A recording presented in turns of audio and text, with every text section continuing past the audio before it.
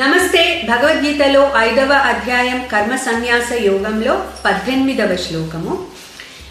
విద్యా వినయ సంపన్నే బ్రాహ్మణే గవిహస్తిని శుని చైవశ్వపాకే చ పండితా సమదర్శినః. సో ఇప్పుడు భగవానుడు జ్ఞాని యొక్క బుద్ధి ఎలా ఉంటుందో ముందు శ్లోకంలో చెప్పారు.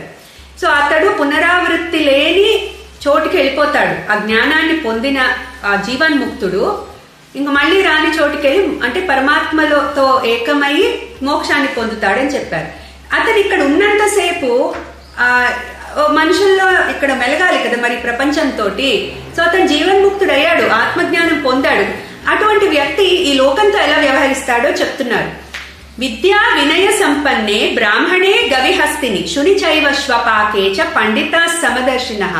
సో అతడు మొత్తం ప్రపంచాన్ని ఆత్మస్వరూపంగా చూస్తాడు. విద్యా వినయ సంపన్నే అంటే విద్యా వినయలు విధేతలు ఉన్న ఒక బ్రాహ్మణుణ్ణి, అట్లాగే ఒక మధ్యమంగా ఉండే ఒక మనిషిని, తర్వాత ఆటవీకుడు అంటే మాంసాన్ని తినే ఒక ఆటవీకుడిని కూడా సమంగా చూస్తాడు.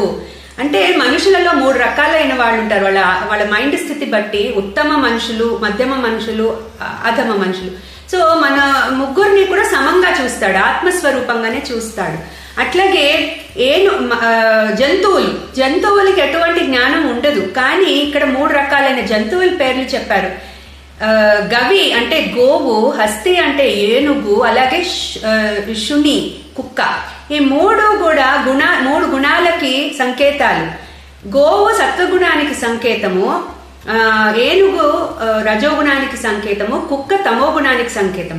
అంటే ఇక్కడ ఈ శ్లోకంలో ఏం చెప్తున్నారంటే మామూలు మనుషులు, జ్ఞానం లేని వాళ్ళు ఇట్లా వాళ్ళ స్వార్థాల బట్టి మనుషుల్ని వాళ్ళ గుణాల బట్టి వాళ్ళ తెలివితేటలు బట్టి అంచనా వేస్తూ ఉంటారు, వాళ్ళతో డీల్ చేస్తూ ఉంటారు.